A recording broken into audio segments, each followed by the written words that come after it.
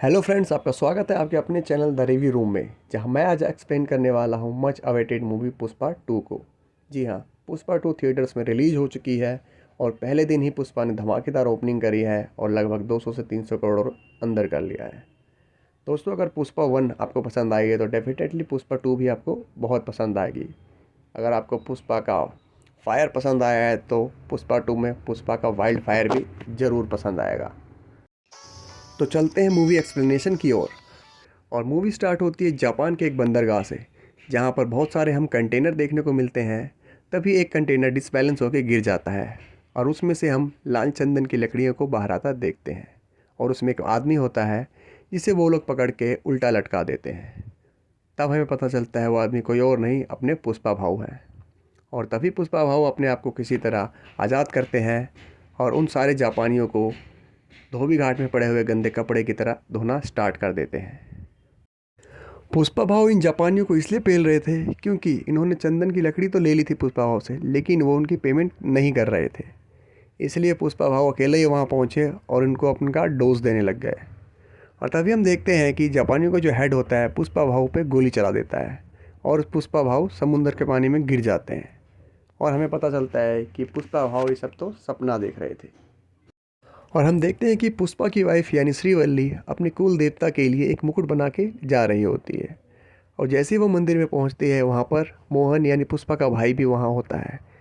वो कोई भी टाइम उनकी बेइज्जती करने का मौका छोड़ता नहीं है और वह उनका गोत्र पूछकर उनकी बेइज्जती करने लग जाता है। लेकिन सिचुएशन को श्रीवल्ली किसी तरह संभाल लेती है। अब पुष्पा सिंडिकेट का प्रेसिडेंट बन चुका है और उसकी इजाज़त के बगैर एक लकड़ी तक नहीं हिलती। अब पुष्पा नाम नहीं बल्कि एक ब्रांड बन चुका है। तभी हम नेक्स्ट सीन में देखते हैं कि भंवर सिंह शेखावत उन मज़दूरों के साथ मिलकर जो चंदन की लकड़ी काटने जा रहे थे उनके साथ मज़दूर बनकर चला जाता है और वहाँ वो चंदन की लकड़ी काटता है और फिर बाद में सभी मज़दूरों को गिरफ्तार कर लेता है और सबको उठाकर जेल में डाल देता है। जब ये बात पुष्पा भाऊ को पता चलती है तो पुष्पा डायरेक्ट ही जेल पहुंचता है। और वहाँ इसलिए पहुंचता है क्योंकि उसमें से एक मज़दूर की आज शादी थी जिसका नाम श्रेणु होता है। लेकिन जब वो उसको आज़ाद करता है तो देखता है कि उसके शरीर पे काफ़ी चोटों के निशान हैं। फिर पुष्पा भाऊ डायरेक्ट सभी मज़दूरों को जाकर देखता है तो वो देखता है सभी मज़दूरों की पिटाई हुई है, सबके शरीरों पे कहीं ना कहीं निशान है। और इस बात से पुष्पा को बहुत गुस्सा आता है और वह सिर्फ अभी एक श्रीनु को लेने आता है, लेकिन अब वो पुलिस वालों को बोलता है कि मैं सबको लेके जाऊंगा। और पुलिस वाले बोलते हैं कि अगर तुम सबको लेके जाओगे तो हमारी नौकरी चली जाएगी। तब यहाँ पुष्पा भाऊ अपना जलवा दिखाते हैं। और तभी पुष्पा सभी पुलिस वालों को उनके रिटायरमेंट तक के पैसे देकर सभी पुलिस वालों को ख़रीद लेता है और सबसे रिज़ाइन डलवा देता है। इसके बाद पुष्पा पूरा पुलिस स्टेशन खाली करके चला जाता है। और इसके बाद जब भंवर सिंह शेखावत पुलिस स्टेशन आता है तो वो देखता है पुलिस स्टेशन में ना कैदी हैं ना पुलिस वाले हैं, पूरा पुलिस स्टेशन खाली है। एक बार फिर पुष्पा भंवर सिंह शेखावत की बेइज्जती करके निकल लेता है। और पुष्पा जब सिडप्पा के साथ सीएम से मिलने जा रहा होता है तो श्रीवल्ली उसे रोकती है और कहती है, तुम सीएम से मिलने जा रहे हो तो वहाँ सीएम के साथ एक फ़ोटो खिंचवा लेना और वो फ़ोटो मैं फ्रेम करवाऊँगी और अपने घर में लगाऊँगी और सभी को बताऊँगी कि मेरे पति का उठना बैठना सीएम सर के साथ है। और जब पुष्पा वहाँ पहुँचता है तो सीएम उसके साथ फ़ोटो खिंचवाने से मना कर देता है। ना सिर्फ मना करता है बल्कि उसकी बहुत बेइज्जती भी करता है और कहता है कि जूतों की जगह हमेशा पैर में होती है, उसे सर पे नहीं रखा जा सकता।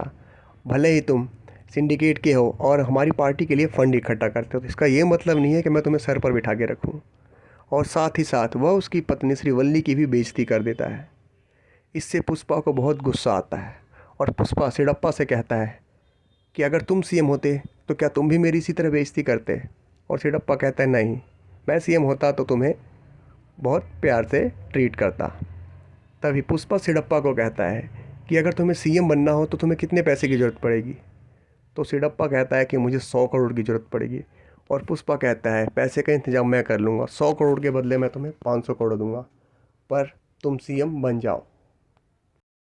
और तभी सिडप्पा डायरेक्ट सेंट्रल मिनिस्टर के पास पहुंचता है और उससे कहता है कि मैं सीएम बनना चाहता हूं, इसके लिए जो पैसे लगेंगे बताओ, मैं पैसे देने के लिए तैयार हूं। लेकिन पहले सेंट्रल मिनिस्टर मना करता है, लेकिन जब पुष्पा उसे पैसों से भरा हुआ सोफ़ा देता है तो वह इस बात के लिए रेडी हो जाता है।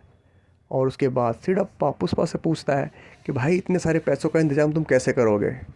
तो पुष्पा वहाँ पर डायलॉग मारता है कि पुष्पा को क्या तू नेशनल ब्रांड समझा गया, पुष्पा इंटरनेशनल ब्रांड है। यानी पुष्पा ने इंटरनेशनल यानी सऊदी से किसी बंदे को बुलाया था डील के लिए, और पुष्पा उससे 2000 टन की डील करता है, यानी 5000 करोड़ की डील तय करता है। और पुष्पा 2000 टन लाल चंदन इकट्ठा करने में लग जाता है। इधर दूसरी तरफ मंगल सीनू की वाइफ भंवर सिंह शेखावत के पास आती है और कहती है कि तुम्हें पता नहीं है, पुष्पा 2000 टन की डील कर रहा है, वो भी दुबई में। उसकी डील को किसी तरह रोको। और वो सिंडिकेट के एक मेंबर बिच्छा रेड्डी को डराने के लिए बोलती है, लेकिन भंवर सिंह शेखावत उसे डराता नहीं है बल्कि उसका मर्डर कर देता है और कहता है अगर मैं इसे डराता तो सिर्फ ये डरता, मैंने इसका मर्डर कर दिया है, अब पूरा सिंडिकेट मुझसे डरेगा। और जब सब बिच्छा रेड्डी के फ्यूनरल में जाते हैं तो मंगल सीनू वहाँ पे सभी मेंबर को भड़काता है और कहता है इसी तरह पुष्पा और भंवर सिंह के बीच लड़ाई होती रही तो रोज़ यहाँ पे कोई ना कोई मारा जाएगा। और तभी सिडप्पा को सब कहते हैं कि आप पुष्पा और भंवर सिंह शेखावत की दोस्ती कराओ, नहीं तो हमारा रोज़ शमशान में आना जाना लगा रहेगा। और फिर सिडप्पा डायरेक्ट भंवर सिंह शेखावत के पास जाता है और उसे 10 करोड़ का लालच देता है और कहता है भाई तू ये सब बंद कर दे। लेकिन भंवर सिंह शेखावत नहीं मानता। वो कहता है पुष्पा ने मुझे नंगा करके मेरी बेइज्जती करी है और जब तक वो मुझे सॉरी नहीं बोलेगा तब तक मैं नहीं मानूंगा। और सिडप्पा कहता है ठीक है, मैं पुष्पा को बोल दूंगा कि वो तुझे सॉरी बोल देगा, तब तो तू रेडी हो जाएगा ना। और फिर भंवर सिंह मान जाता है और फिर एक पार्टी रखी जाती है जिसमें पुष्पा को बुलाया जाता है भंवर सिंह को सॉरी बोलने के लिए। और पुष्पा वहाँ नशे में आता है और भंवर सिंह को सॉरी बोलकर चला जाता है। लेकिन जब पुष्पा वापस घर जा रहा होता है तो उसे बहुत बुरा फील होता है। उसको लगता है कि अपन साला झुक कैसे गया। और फिर पुष्पा वापस आता है और भंवर सिंह को ठोक देता है, जिससे भंवर सिंह पूल में गिर जाता है और पुष्पा उसके ऊपर मूत देता है। इस बार फिर भंवर सिंह की एक बार और फिर से बेइज्जती हो जाती है और यहाँ पुष्पा और भंवर सिंह के बीच गर्मा गर्मी होने लग जाती है। तभी वो दोनों एक दूसरे को चैलेंज देते हैं। भंवर सिंह कहता है कि तेरा 2000 टन का माल मैं पकड़ लूँगा और तुझे फिर से मजदूर बनने के लिए मजबूर कर दूँगा। तो वहीं पुष्पा भी कहता है कि अगर तूने ऐसा मेरा एक भी लकड़ी पकड़ लिया, एक भी लाल चंदन पकड़ लिया, तो हमेशा के लिए मैं मजदूरी करूँगा और सिंडिकेट को छोड़ दूँगा। और फिर भंवर सिंह शेखावत चारों तरफ नाकाबंदी कर देता है और वहाँ पर जितने भी पुल होते हैं उन सभी पर सिक्योरिटी बढ़ा देता है। लेकिन पुष्पा की गैंग अपना सारा माल नदी के रास्ते लेकर जा रही थी। देर सवेर ये बात भंवर सिंह शेखावत को भी समझ आ जाती है और यहाँ पर हमें देखने को मिलता है पुष्पा की गैंग और पुलिस वालों के बीच में एक तगड़ा चीज़।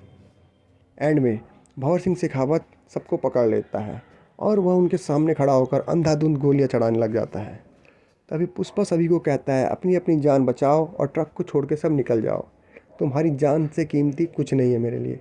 तभी सारे ट्रक ड्राइवर अपनी जान बचाकर भाग जाते हैं और भंवर सिंह सारा माल जब्त कर लेता है और वह इतना खुश होता है, अपनी जीत का जश्न मनाने लगता है। और फिर वह मीडिया को बुला लेता है और सभी को बताता है कि मैंने स्मगल का 2000 टन माल पकड़ लिया है। और फिर उसे शौक लगता है जब उसे मंगल सीनू बताता है कि जो हमने पकड़ा है वो लाल चंदन नहीं बल्कि सैंड्रा है, क्योंकि सैंड्रा सिर्फ बाहर से लाल होता है और लाल चंदन बाहर और अंदर दोनों से लाल होता है। तभी उसको भंवर सिंह शेखावत को शौक लगता है और वो जब बाहर जाके देखता है तो देखता है कि बहुत सारे गायें वापस आ रही है। तो उसे सारी बात क्लियर हो जाती है कि जिस रात उसने ये सारा कांड किया था, उस रात जो ठेला गाड़ी जितनी भी जा रही थी या बैलगाड़ी जितनी भी जा रही थी वो सारी लाल चंदन की बनी हुई थी और वह चेन्नई बॉर्डर अभी तक पार कर चुकी होगी। और फिर उसकी एक बार और पुष्पा से हार हो जाती है। और इसके बाद हमें पुष्पा और भंवर सिंह शेखावत के बीच में एक कॉमेडी फाइट देखने को मिलती है जिसे देखने में बहुत मज़ा आता है। और उसके बाद मूवी का फेवरेट डायलॉग आता है कि पुष्पा को फायर समझा क्या, अपन फायर नहीं वाइल्ड फायर है।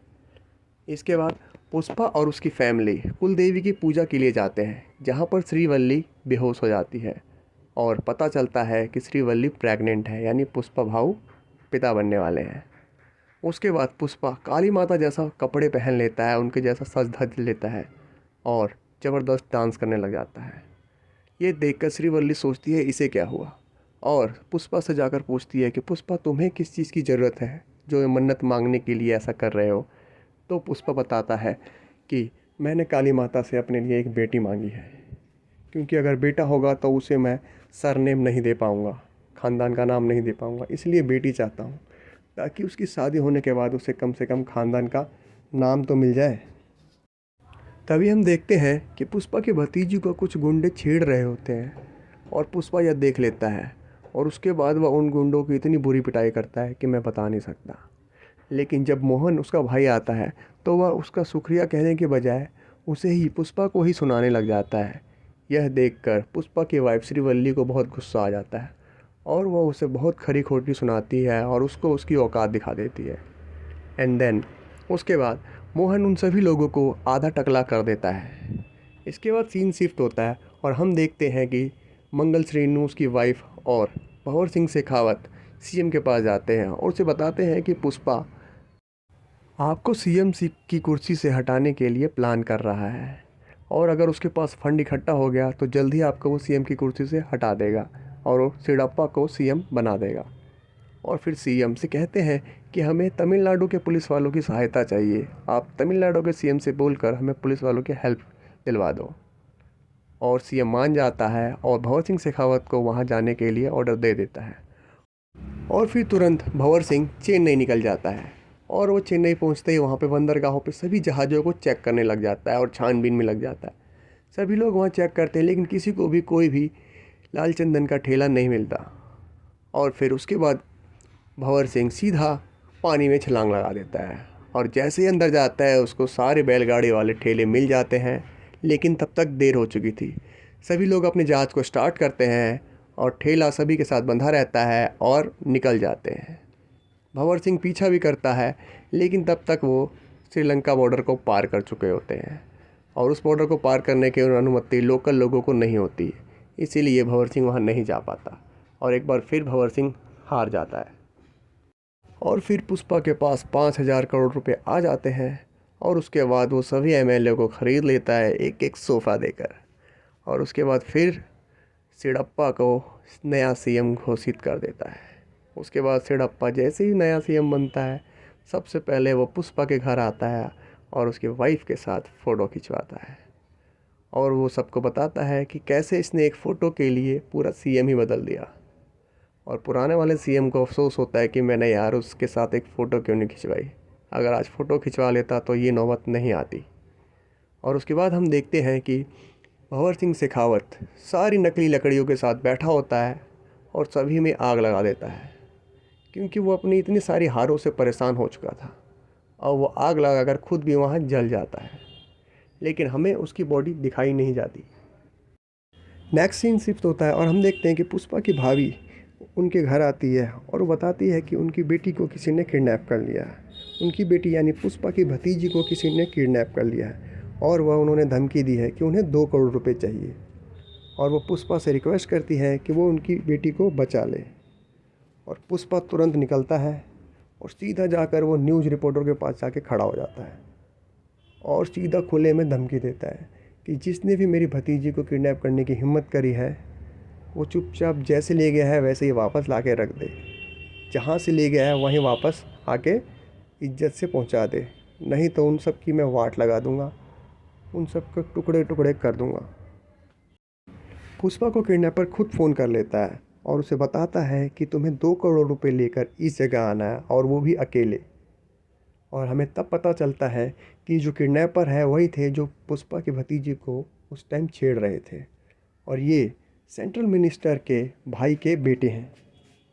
और फिर पुष्पा 2 करोड़ रुपए लेकर अपने हेलीकॉप्टर से सीधा उनके बताए हुए अड्डे पे पहुंच जाता है, और वहां पहुंचते ही वो सबसे पहले अपनी शॉटगन निकालता है और उन पर गोलियां चलाना स्टार्ट कर देता है। और पुष्पा जैसे ही अंदर जाता है वो बताते हैं कि तुम्हारी भतीजी के ऊपर भी बंदूक रख रखा है हमने, तो तुम चुपचाप खड़े रहो या हीरो मत बनो। और वो पुष्पा को हाथ पैर बांध देते हैं और पुष्पा की बहुत बुरी पिटाई करते हैं और पुष्पा ये सब चुपचाप सह रहा होता है। लेकिन वो उसकी भतीजी को बुलाकर उसके साथ बदतमीज़ी करना स्टार्ट करते हैं। तब पुष्पा के गुस्से का कोई ठिकाना नहीं होता और पुष्पा अपने फुल एंगर रूप में आ जाता है और पुष्पा अपना रुद्र रूप धारण कर लेता है। और तब हम सब देखते हैं कि पुष्पा अजीबोगरीब तरीके से उन सबको मारता है और जानवरों की तरह सबको काट काट के खाता है। और फिर इसी तरह एक तगड़ी फाइट होती है उनके बीच में। लेकिन जब पुष्पा सेंट्रल मिनिस्टर के भाई के बेटे को मारने ही वाला होता है, तभी सिडप्पा का फ़ोन आता है और वो कहता है तुम इसको छोड़ दो, अगर तुम इसको मार दोगे तो ये हमारे सिंडिकेट के लिए अच्छा नहीं होगा। लेकिन पुष्पा उसको चमकाता है और कहता है मुझे कोई फ़र्क नहीं पड़ता, सीएम हो, पीएम हो, सेंट्रल मिनिस्टर हो, उसने मेरी भतीजी को छेड़ा कैसे। और पुष्पा उसे मार देता है। और तभी सेंट्रल मिनिस्टर का भाई भी आता है जो पुष्पा की भतीजी को पकड़ लेता है और कहता है कि मैं इसके साथ अब सोऊंगा, देखता हूँ तुम क्या कर लोगे। तो पुष्पा उसे भी मार देता है और पुष्पा अपनी भतीजी को सही सलामत उसके घर पहुँचा देता है। और उसके बाद सीन शिफ्ट होता है और हम देखते हैं कि अगले दिन उसका भाई यानी मोहन पुष्पा के घर आता है और उसमें अब कुछ चेंजेस देखने को मिलता है। और वो सबसे पहले पुष्पा की माँ यानी अपनी माँ से माफ़ी मांगता है अपनी की हुई बदतमीज़ियों का। अब उसको अपनी गलती का एहसास हो चुका था और वह अपनी बेटी की शादी का कार्ड, सबसे पहला कार्ड पुष्पा की माँ को देता है और वो कहता है कि बोल देना पुष्पा को वो ज़रूर आए, ये उसके बड़े भाई का ऑर्डर है। और फिर शादी वाले दिन पुष्पा, श्रीवल्ली और उसकी माँ अपनी भतीजी की शादी में जाते हैं और यहाँ पर पुष्पा और उसकी फैमिली मिल जाती है और तीनों भाई गले मिलते हैं। यहाँ पुष्पा के यहाँ खुशी का माहौल होता है तो वहीं दूसरी तरफ सेंट्रल मिनिस्टर के यहाँ गम का माहौल होता है, क्योंकि पुष्पा ने उसके भाई और भतीजे को मार दिया था। और वो पूछता है सब आए, लेकिन वो नहीं आया। तभी हम देखते हैं कि एक फ्लावर बुके होता है जिस पर एक बम होता है और उसका स्विच किसी अननोन आदमी के पास होता है और वो उस स्विच को ट्रिगर कर देता है और तभी ब्लास्ट हो जाता है। और यही फिल्म एंड होने के साथ पुष्पा 3 द रैम्पेज का ब्रेकडाउन होता है, यानी फिल्म बता देती है कि पुष्पा 3 भी आने वाला है जिसमें हमें पुष्पा भाव का क्रोध देखने को मिलेगा। मूवी आपको कैसी लगी कमेंट बॉक्स में कमेंट करें और वीडियो और मेरा एफर्ट अगर आपको पसंद आया है तो वीडियो को लाइक करें और कमेंट करें और इसी तरह की वीडियो को देखने के लिए चैनल को सब्सक्राइब कर लें। तब तक के लिए गुड बाय।